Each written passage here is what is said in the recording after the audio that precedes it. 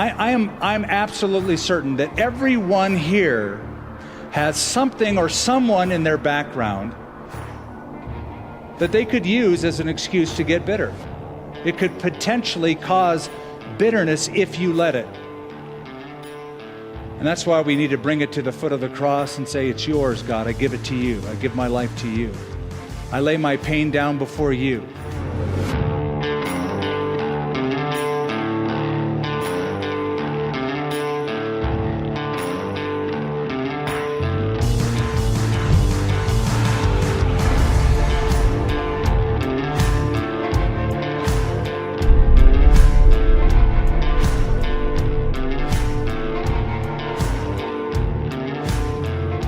In the 16th century, there were two renowned artisans who were both hired to beautify the Vatican in Rome.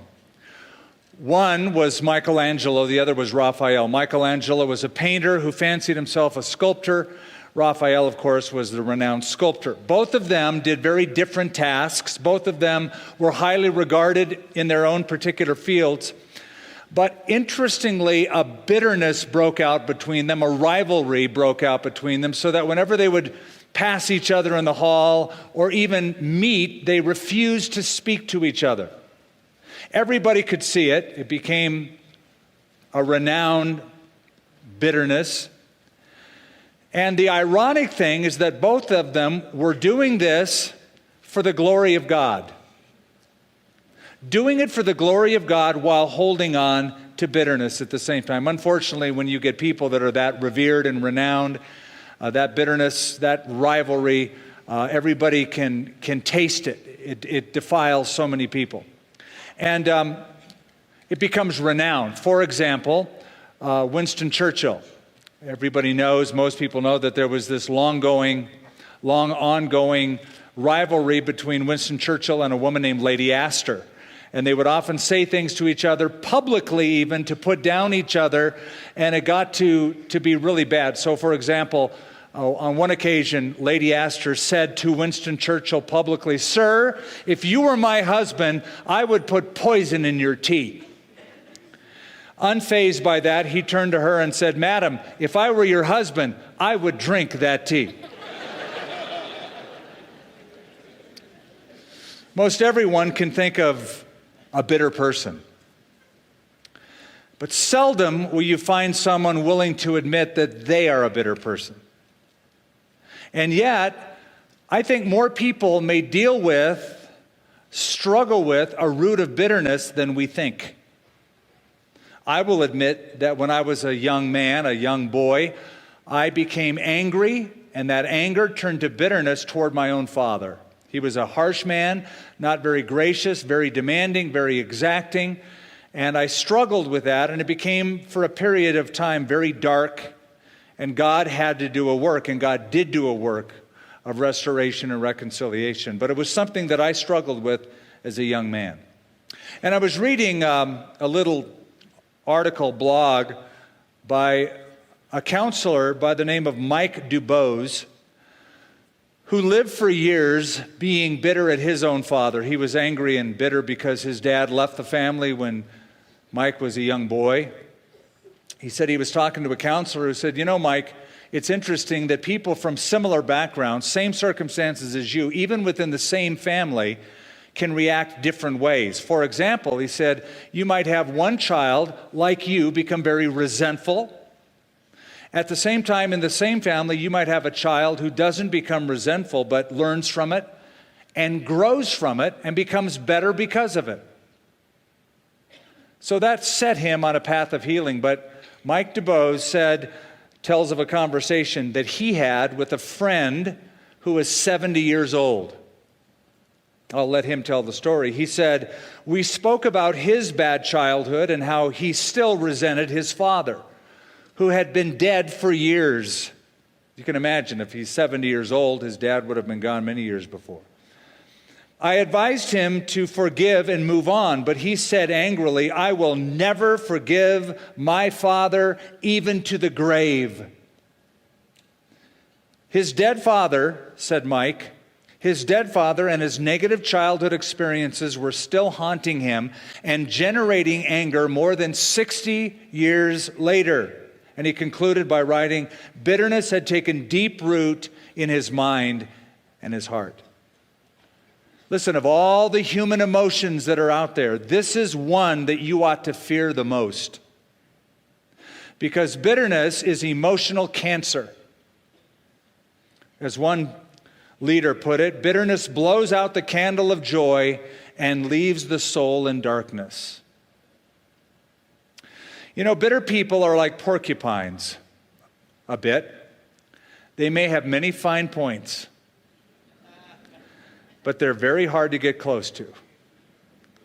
And they're hard to get close to because they're harsh, they're critical, they're unforgiving, they're judgmental, they're sarcastic, angry. But it's more than just anger. It's anger that has grown into something, morphed into something. Or they're like icebergs. They're very cold toward you. They're very cold-shouldered, aloof, act like they don't need you, they don't want you, they got nothing to say, I'm good without you. And like icebergs, most of the problem is underneath. You're only seeing the tip of the iceberg. The real problem is what's going on under the surface. Now today, we're dealing with the garden of your own heart, so to speak, what you allow to grow in your soul. So we're going to look at bitterness, and I want to show you out of this text, the book of Hebrews, chapter 12, beginning in verse 12, 4 attributes of bitterness. We're going to follow the stages of its growth. From a small seed put into a certain kind of soil that nurtures and nourishes it, that eventually grows a root system, that eventually produces fruit. So let's begin by saying that bitterness begins with small seeds. I'm taking you to chapter 12 of Hebrews, verse 12, where he begins in this paragraph, therefore, strengthen the hands which hang down, and the feeble knees, and make straight paths for your feet, so that what is lame may not be dislocated, but rather healed. Pursue peace with all people and holiness, without which no one will see the Lord. Looking carefully, lest anyone fall short of the grace of God, lest any root of bitterness springing up cause trouble, and by this many become defiled. Now this paragraph opens up with a metaphor of a racer, of a runner. It's something the author begins with in the first few verses of the same chapter, where he says, let us run the race that is set before us. Now he returns to this metaphor, and now here is the runner on the track whose hands are drooping down. He's losing the proper form for running. He's becoming exhausted, and in his exhaustion, his knees get wobbly. And in the very second verse, verse 13, he's veering off his own path, getting into the next lane, which can become detrimental. It can dislocate his own joints, or it can hurt a fellow runner. So the picture then is of a Christian, a believer, running the race of faith who becomes discouraged. What is it that discourages the runner? People. Because you'll notice that he says, pursue peace with all people. You know, the biggest challenge to your peace is people. Of all the circumstances in life, people are the source of rattling your cage. Why? Because people can hurt us, they can upset us, they can offend us, they can affront us, they can ignore us, and all of those things hurt. However, what we fail to lose sight of when people hurt us, and that is where bitterness begins, by the way, with that anger due to hurt. What we fail to see is that perhaps God is actually using those difficult people to get our attention, to use them as a course correction, to chasten us. By the way, that is the context of the entire chapter.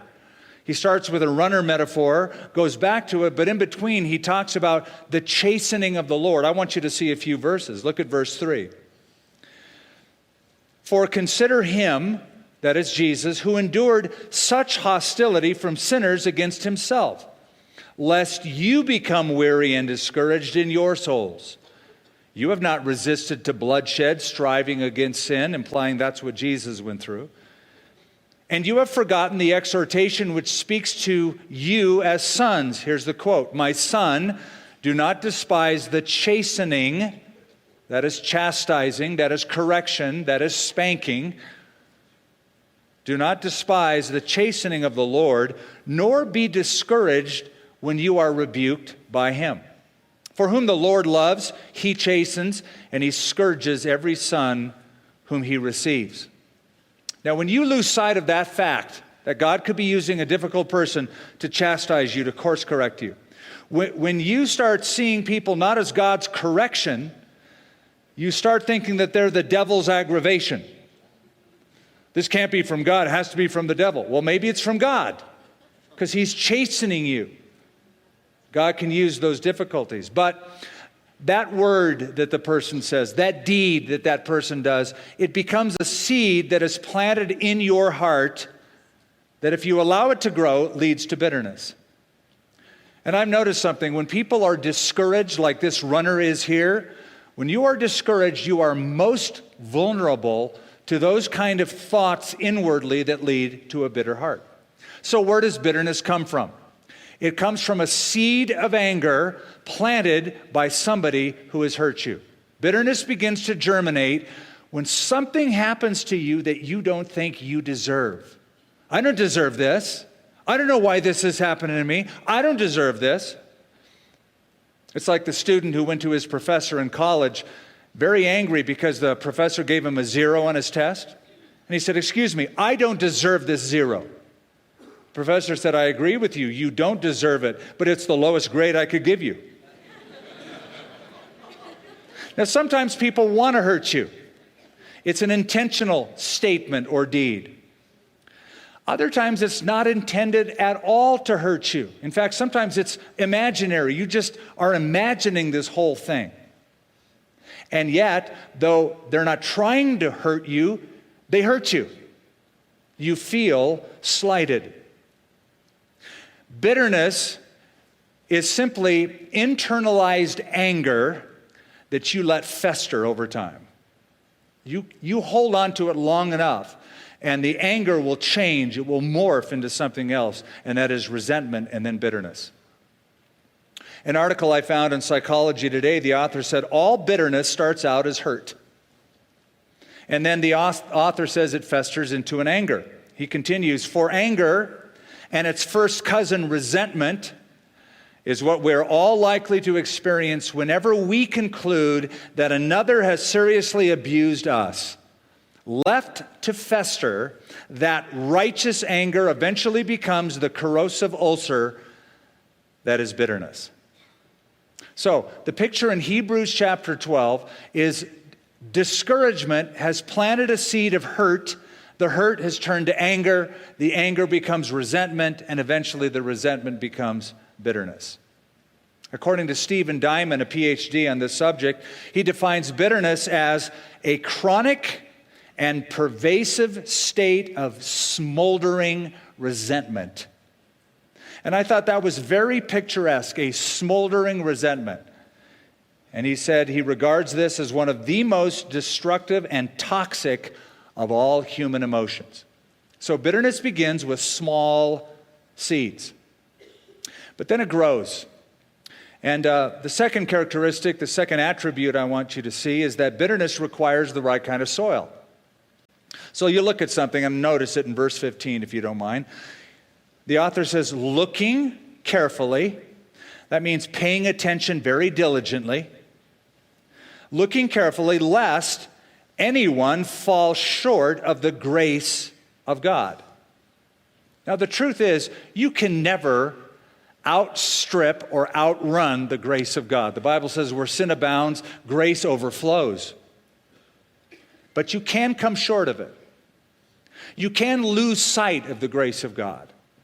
And when a person misses the grace of God in his or her life, they become susceptible to a life of bitterness. Why? Because when we forget how gracious God was to us, then we cease being gracious to other people.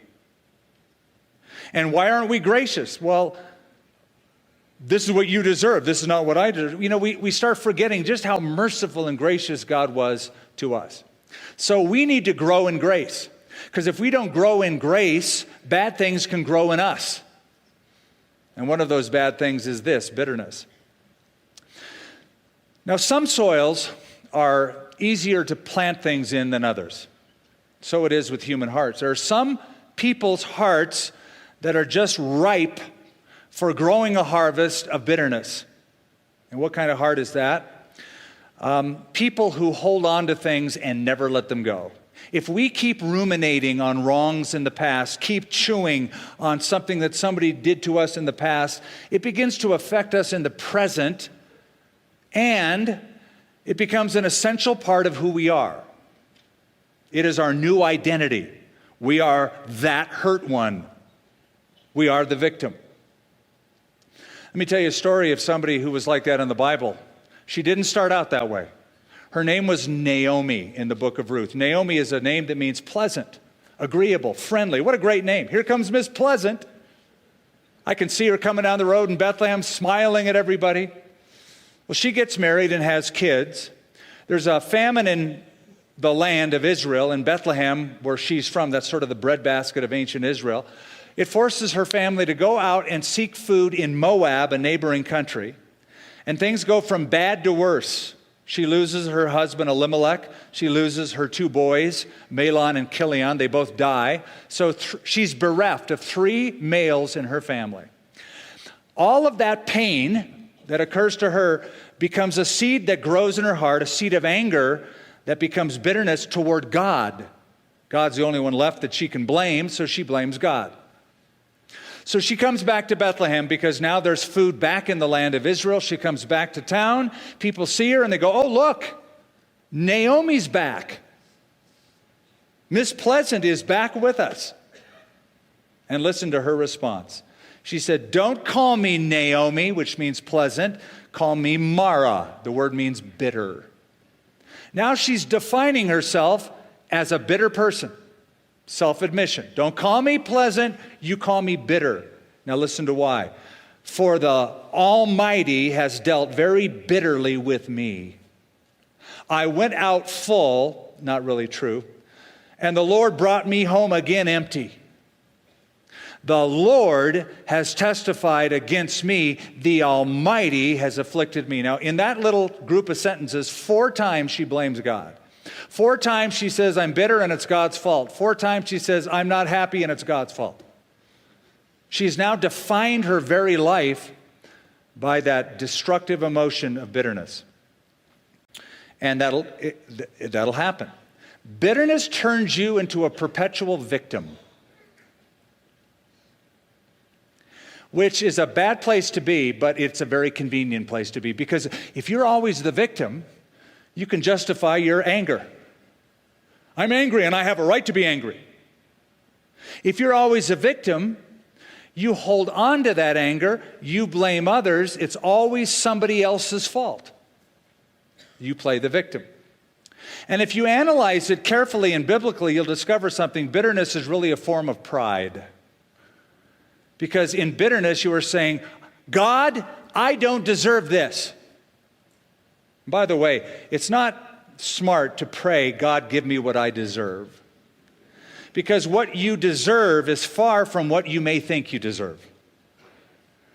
But this is a form of pride to say, I don't deserve this, I deserve much better. So, when a hurt comes your way, if it's a word somebody says, if it's an action somebody does, don't let that take root in your heart. You can't let that thing continue to grow.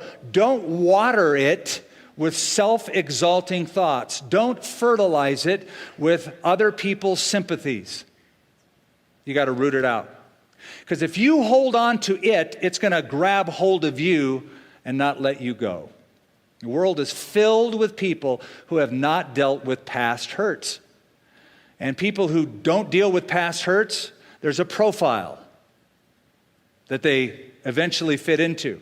They are critical. They notice bad things around them, not good things. Always they notice all the bad things. Not only are they hypercritical, but they're fault finders, they're sin sniffers. Somebody's rotten around here, I can smell sin. And when they talk about people, they can't help themselves. There's going to be a put down in that conversation somewhere. It's going to go negative. Bitterness is what puts a scowl on one's face and puts venom in one's words. It's bitterness that has grown. So it begins with small seeds. It requires the right kind of soil for it to grow. But the third characteristic, the third attribute, is that bitterness develops deep roots. Again, look at verse 15, looking carefully, lest anyone fall short of the grace of God, lest any root of bitterness springing up causes trouble, and by this many become defiled. Now, this whole root of bitterness thing, the author of Hebrews didn't come up with this on his own. He's referring, I believe, to a text in the Old Testament, Deuteronomy 29, where the author is writing what God said to the people of Israel. Deuteronomy 29, the Lord said, "There shall not be among you those with a root bearing bitterness or wormwood." And the meaning of that in Deuteronomy 29 originally refers to those people who are superficially identified with the God of Israel, but they're going back to their old roots. Paganism. They're leaving the covenant relationship. They're forsaking the grace of God, forgetting the covenant of God, and they're not bearing spiritual fruit. Their life is defined by a root of bitterness, not a sweet root, not one that grows good fruit. Here's the larger point.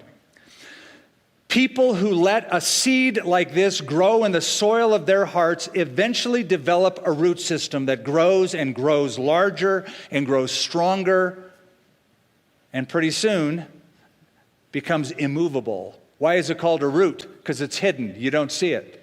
You walk over roots of trees all the time. They're growing underneath you. They're not apparent at first.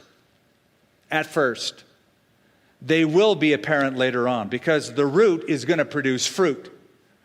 But at first it's hidden. And while it grows hidden, unseen, it grows stronger. And it can be destructive. I have this tree in the back of my house, and I've used it in many illustrations, but one thing that you need to know is that when it was growing early on, and it's grown quite large, I had people tell me, you got to get rid of that. This kind of tree can destroy houses. It can destroy foundations. Because the roots tend to be surface roots, and they can just break things up and break foundations up and break heating ducts up. But I love this tree. I haven't gotten rid of it. Well, I have paid a consequence for it because my back porch shows a nice, long, crowning crack. Because one of the roots of that tree, put it there, it can be very destructive. And so a root of bitterness will grow its tentacles around your heart and choke off spiritual life and choke off emotional life and will dominate your life if you let it. And so Paul says, no wonder he says this in Ephesians 3, get rid of all bitterness, rage and anger, brawling and slander, and every form of malice. Some people are bitter at their parents. Some people are bitter at churches. Some people are bitter at leaders. Some people are bitter at their ex-spouses. Some people are bitter at their current spouses. Bitterness destroys homes. Colossians chapter 3, verse 19, Paul says, husbands, love your wives and do not be bitter toward them. Sometimes, rather than a husband or wife being the better half, they're the bitter half. And it's a big problem among God's people. I think bitterness holds back the power of God. Our life gets so clogged by this root system. We need to get Roto-Rooter in there now. Because the power of God is sort of just, the drain is clogged. God wants to move, but our bitter hearts block him from doing that. See, when your heart is bitter, God will not be real to you. And that's because hatefulness and holiness cannot dwell in the same heart. They're exclusive. So instead of letting that seed grow and branch out a root system, you need to plant your life in better soil. Listen to Paul's words in Ephesians 3, being rooted and grounded in love. And again in Colossians chapter 2, being rooted and built up in Him. So when you sink your life into the rich soil of God's love and into that rich soil and life of God's character, that's the soil. That's where you want to be plugged into. In Ephesians 3, which I just mentioned, I'm going to read 2 verses in the New Living Translation, Ephesians 3, 17 and 18. Listen up. I pray that Christ will be more and more at home in your hearts as you trust Him. May your roots go down deep into the soil of God's marvelous love.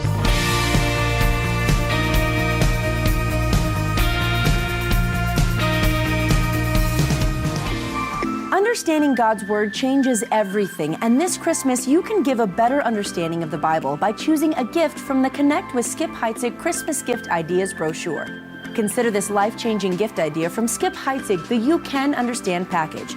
One of our listeners recently shared, I was searching for a resource that would walk me through the Bible and teach me what it means. I had read the Bible but didn't understand it. That's how I found Skip Heitzig's teachings. I started with Genesis. It's so engaging and easy to understand. Start at the beginning with You Can Understand the Book of Genesis and discover the origins of God's redeeming love. And learn how to accurately interpret end times prophecy and live life with confidence in You Can Understand the Book of Revelation. Find the You Can Understand package and more meaningful gifts in the Connect with Skip Heitzig Christmas Gift Ideas brochure. Download yours today at connectwithskip.com/offer or call 800-922-1888.